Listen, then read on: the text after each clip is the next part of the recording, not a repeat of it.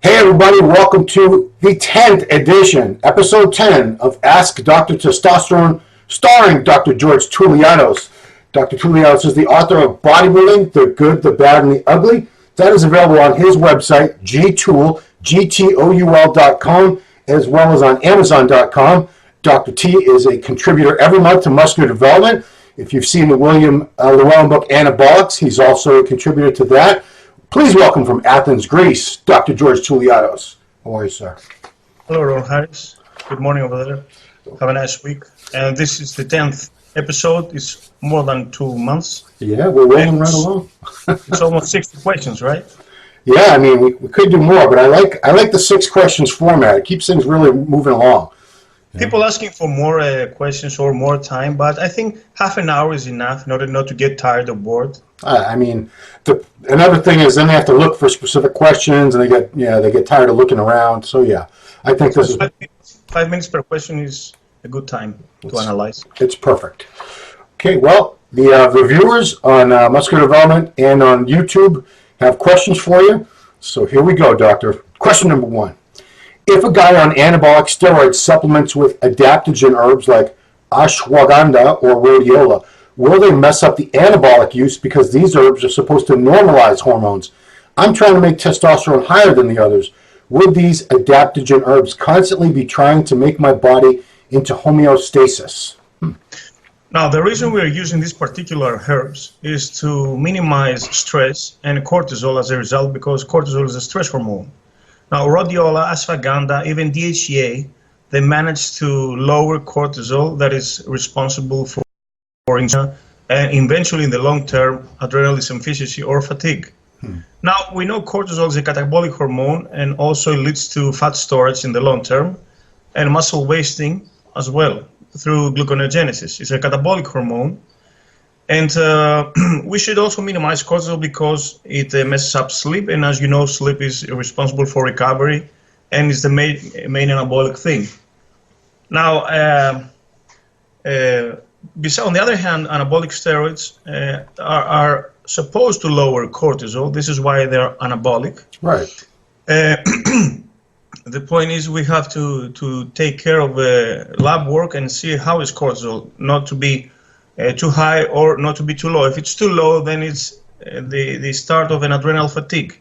Now, if it's too high, then it will lead in the long term to adrenal fatigue. But if it's too high, also is responsible for insomnia and restlessness. Now, if we manage to optimize the cortisol, the serum cortisol levels, we're going to have better sleep, but I don't think it will have any effect on testosterone. On the contrary, we will have less of a catabolic hormone and we have more anabolism. Now, in case we use exogenous anabolic steroids or testosterone, of course, there's no any effect because they're already in anti-catabolic state or an anabolic state. Personally, I use this kind of herbs when I suffer from insomnia, and plus I use also melatonin, 5-hydroxytryptamine, magnesium and GABA, and even sometimes valeriana in order to enhance my sleep. Okay. And a better sleep leads to a better hormonal environment. During sleep, we have the GH production, we have the LH and the testosterone effects. Therefore, sleep between 11 to 7 is the best timing for recuperation. Okay. So, yeah, I never even thought to have, is cortisol something you normally have checked in blood work? Because I've never paid attention to that. Morning cortisol, because it's at the highest level, and we should measure it fasted, because when we eat, insulin will lower cortisol, and cortisol is at the peak during the morning. Therefore, as soon as we get up, fasted, we have to draw blood and measure cortisol, and cortisol declines as day proceeds, and it's supposed to be at the lowest during at night before we go to bed. Okay? And sometimes blood sugar levels fasted in the morning are false due to cortisol, because cortisol is super high in the morning. Cortisol is responsible for release of gluconeogenesis and breakdown of muscle and make of blood glucose. Therefore, it's more accurate to measure the blood glucose right 2 hours after the meal in order to see if it is enough production insulin from the pancreas, the response. Okay.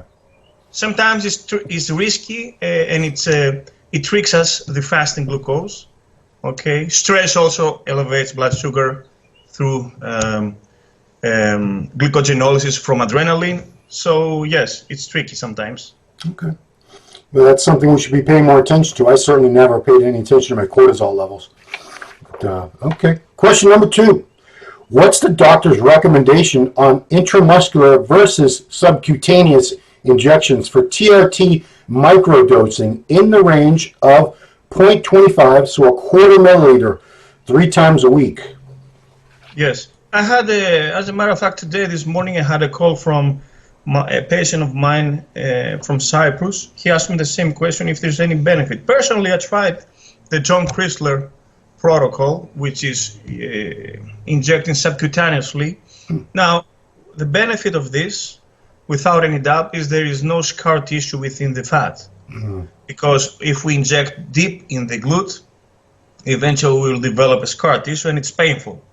That's why we prefer shallow injections with insulin needle syringe, even subcutaneously, that leads to zero scar, or personally myself to the lateral or to the rear side of my delts. And this is here purely intramuscular because apparently there is no fat in my delts. And people who train in bodybuilders, so it gets directly into the bloodstream and a faster response.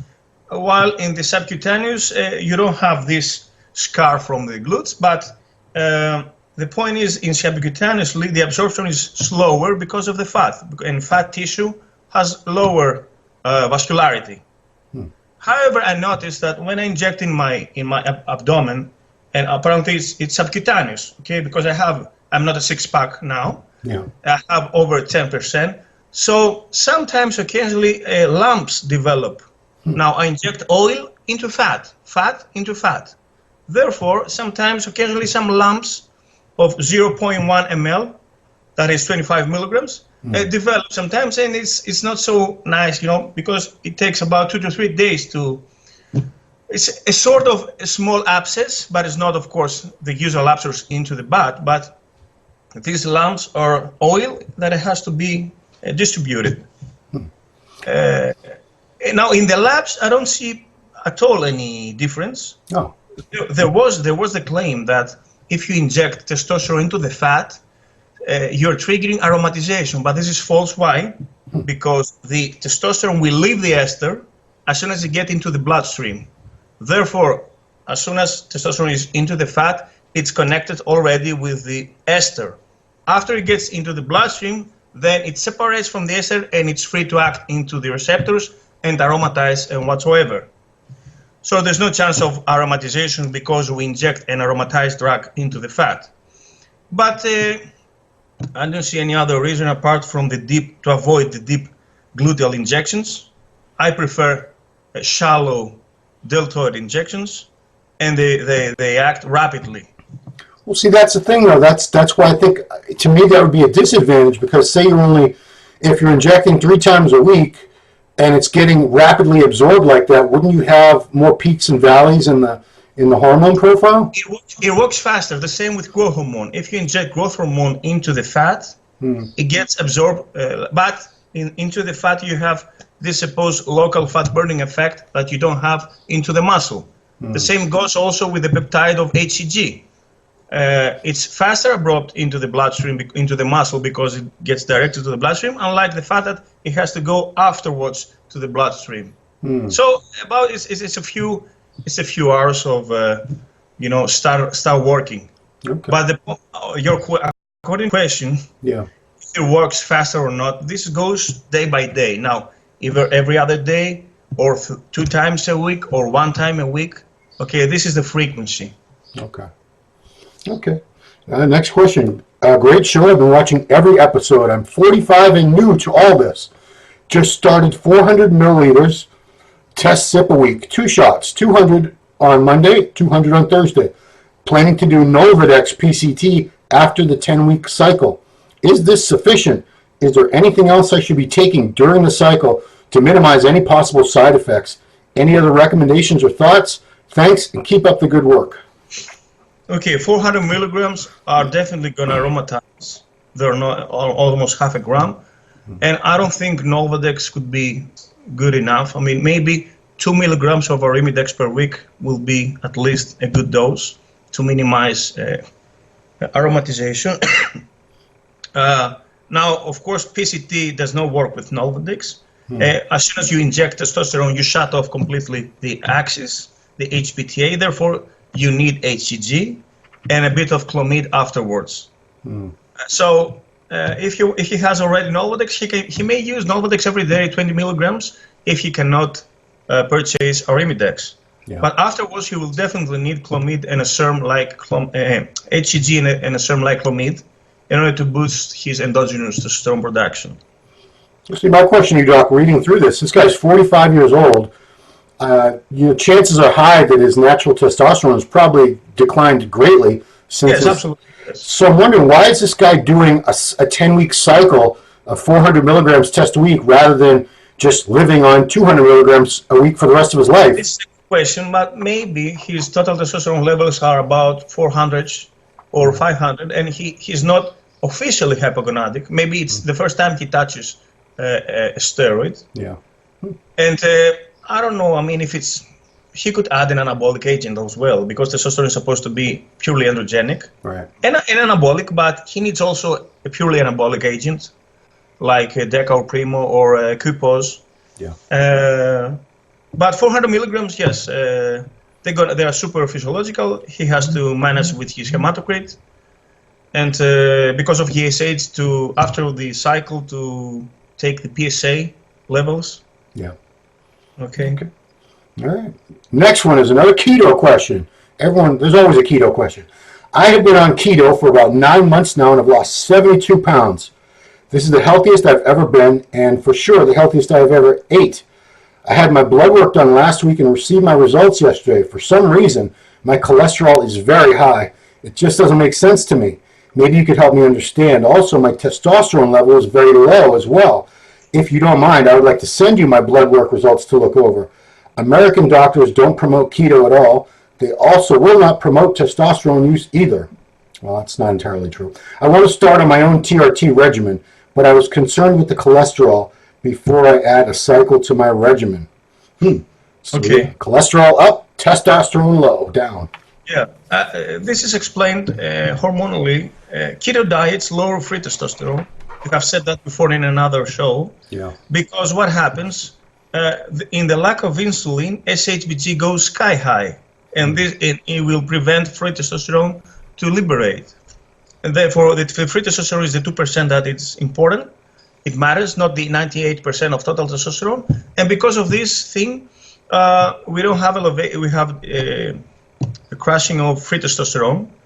Now, in order to work with his libido, he has to cycle the keto diet every weekend with carbs, with starchy carbs, and elevate his insulin that will lower SHBG and will elevate free testosterone. Apart from this now, about his lab work, this sounds logic to me. Keto diet is based on saturated fat, also unsaturated and monosaturated, but people tend to eat in the States bacon and red meat. Yes. And egg yolks. Okay, egg yolks are not bad. The point with red meat and sometimes processed red meat like salami or bacon or sausages, they're supposed to elevate the intrahepatic testosterone production above 500 milligrams of cholesterol per day. And also they tend to elevate LDL, which is supposed to be the bad cholesterol that is responsible for atherosclerotic plaque formation, and also the total cholesterol. But they tend also to elevate the HDL because of the lauric acid. Oh. Now, this can be even worse if we combine sometimes simple carbs with saturated fat, like white bread and butter. So it's better to eat purely the batter, but frankly, who's going to do this? Disgusting. It sounds logical to me. What I suggest him is to try to switch from red meat to white meat and fish purely, okay? And vegetable oil from olive oil, almonds, walnuts, cashews, macadamia, so from nuts. and remove the red fat and the trans fat, of course, the fried food.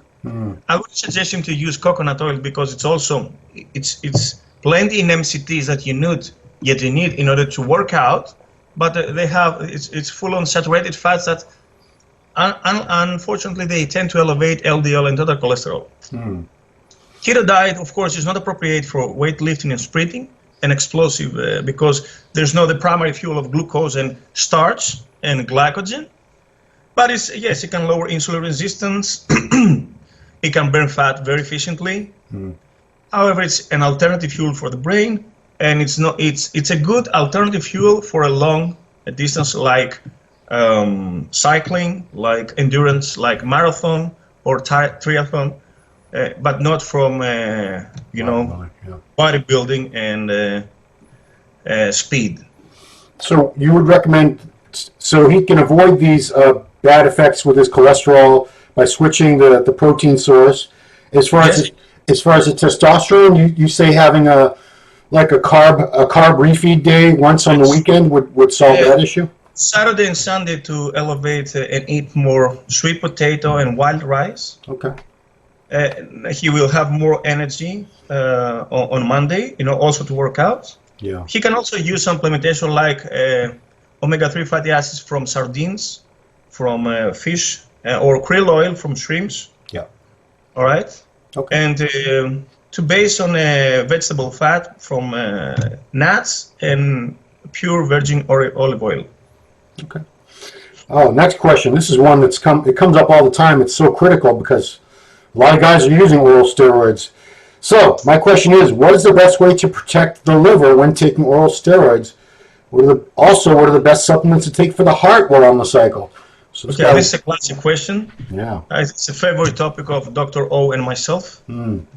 These are the main side effects. And actually, cardiovascular system is the most important because it kills you in a heartbeat. Yeah. So for the liver, we have three main supplementation: glutathione, injectable, and even if not injectable, we can use NAC and acetylglutamine, and acetylcysteine, along with glutamine, that they are responsible for formation of glutathione. We have milthisil or silymarin, and we have also the Li52. Other alternative agents are alpha-lipoic acid also. There's a very potent antioxidant. And TUDCA, these bile salts are responsible for reversing jaundice and cholestatic disease. So when we have the eyeball and skin, and we have and this is a compound high bilirubin, high GGT, and high AP, then we should use TUDCA, this specific supplement, in order to reverse jaundice. Now this with liver. We have to avoid some painkillers like paracetamol, some non-steroid inflammatory drugs that also, and of course ethanol, alcohol. Yeah, it's a good thing you say that because a lot of guys they pop Advil and Tylenol like candy. Yes. So. Yes. Okay, I'm sorry. Go ahead with the cardio stuff. Now the cardio stuff we have a Mediterranean diet based of unsaturated fats. And apart from this, we have to avoid also trans fat, sometimes saturated fat. And from supplementation, we can use omega-3 and omega-9, krill oil, resveratrol, astaxanthin, red rice yeast that works like statins, phytosterols that are phytoestrogens, and niacin also for the HDL. Yes, and bergamot is a polyphenol that is very promising. Q10, okay. Yeah. And plenty of fiber. And white meat and fish. Okay. Yeah, I mean, that's probably a topic for another day. But red meat, when you're a chronic steroid user, is probably not a good thing to be eating constantly. Am I right? Well, it's the most anabolic food, along with egg yolk, okay? Because it has fundamental nutrients like creatine, B12, iron, folate. Okay, it's very dense food. And the clean cuts are the most expensive. I personally eat deer, beef, of course, and sometimes horse from Italy. Okay. What does horse taste like, doctor? I'm just curious. Can you compare it to anything? It's salty and it's bitter, but it's pure iron and very lean. It's zero fat. So it tastes terrible. Is that what you're saying? Yeah, it's not like the beef. It's not soft and juicy. Okay. It's not a forgotten. I eat horse. I thought. Okay. Final question, Dr. T. If your hormones are optimized, i.e., test and free test, E2, etc., what effect would low-dose Primo and Anavar have on lipids? A dose of 300 milligrams Primo per week and 50 milligrams Anavar daily. Thank you, Patrick. I suggest Primo is by far, but it's less anabolic. Primo is even less anabolic than testosterone, and Anavar, along with Winstrol, are the most anabolic drugs. Steroids. Also, then we have Trenbolone, but from orals. Right. Now, Anavar, oxandrolone, as a 17 alkylate, is supposed to distort the lipids and the liver enzymes, but this is according to the time and to the dose abuse. I suggest to use Anavar sublingually in order to bypass the first hepatic entrance and use every split dose every time a day, every 8. Okay. Now, I see any serious side effects at all in 300 milligrams. 200 is more convenient because you use it twice a week according to the half-life. It is enanthate. So it's more logical 200 or 400. It becomes anabolic in doses of 6. The Anavar do not aromatize, therefore you see this bulking. Because they are dry drugs, DHT derivatives, and they do not convert to estrogen, they engage slowly and are more anti-diuretic.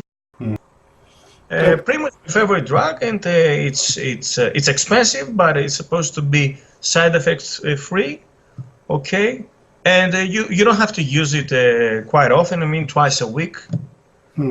Now, 50 milligrams of Anavar are a dose that I was using in the final weeks before the show. It's not a low dose. I have heard more, but 50 milligrams they can work, but they can produce side effects after the first month. Yeah, because it's very expensive, also Primo. Anavar. I mean, Anavar. 50 milligrams of Anavar. I think we've talked about this before, but per milligram, would you say it's stronger than, say, taking 50 milligrams of Dianabol a day or Anadrol a day? Dianabol, even if it is less anabolic, but it gives you this illusion of bulking and also starch formation and glycogen formation. But milligram per milligram is more anabolic than Dianabol. However, it does not lead to water retention. That gives you the bloating and the bulking off-season look. Yeah. Well, a lot of people, some people don't mind looking bloated, but other people want to look clean and lean and sculpted. So I guess there's something out there for everyone. Yeah, those guys, there are sticks with abs. Like the ones, the how you call them, the physique with the Bermuda. Oh, we can't, the board shorts. Yeah. Yes. Okay, they want to stay lean 365 and they're swallowing like candies, Anavar and Winstrol. Yeah, well, I think the people that stay the leanest and stay on drugs more than anyone else are the ones that don't even compete. They're just Instagram fitness guys and girls, and just post pictures. This is tricky. You want to stay in shape the whole year. You diet hard, but you also take drugs, and you build up a poor lipid profile, right? I don't know how some of these guys that I follow don't have major health problems because they post current pictures every day. It's not pictures from years ago, and they're always. I know what it looks like to be on drugs. They're always on drugs, and they're always lean, and they stay that way for years. I doubt if they look up their labs because they're going to get upset and they're going to ruin their dreams. Cool. But there comes a day that they have to pay their dues for the vanity, and yes, called the day of reckoning. Anyway, all right. Well, Doctor, thank you so much. Another great episode. That's 10 of these we've done now. 10. So everybody, please, all the basics are covered in here. Bodybuilding, the good, the bad, and the ugly. All the info, the basics you need to know about PEDs, the various ones used in bodybuilding, what they are, profiles of the drugs, how they're used, doses, side effects. It's all covered in there, all the basics. You can get that on his website, gtoul.com. Also on, Amazon.com. My mind drew a blank there. And every month in Muscular Development Magazine, he has a column. It's called Dr. Testosterone. I can't even know. It's not Ask Doctor. That's this. Dr. Testosterone. So more great info in there. So, Doctor, thank you for sharing your information expertise with all the people around the world that desperately need good, solid information from someone who does not judge them and does not just say you shouldn't use steroids, because a lot of us are going to use steroids anyway. So it's good to have... There's a safe way. There's a safer way. There's very few people like yourself who are willing to tell us how to do it more safely and take care of ourselves. So thank you so much for doing that. All right. Everybody, keep the questions coming. You've been giving us some great questions. We appreciate it very much. You can put them in the YouTube comments below these videos, or you can go to musculardevelopment.com, the No Bull Forum, and post them under the videos there. Either way, we'll get them, and we appreciate it. Thanks for watching. We'll see you next week with another edition of Ask Dr. Testosterone. Thanks for watching.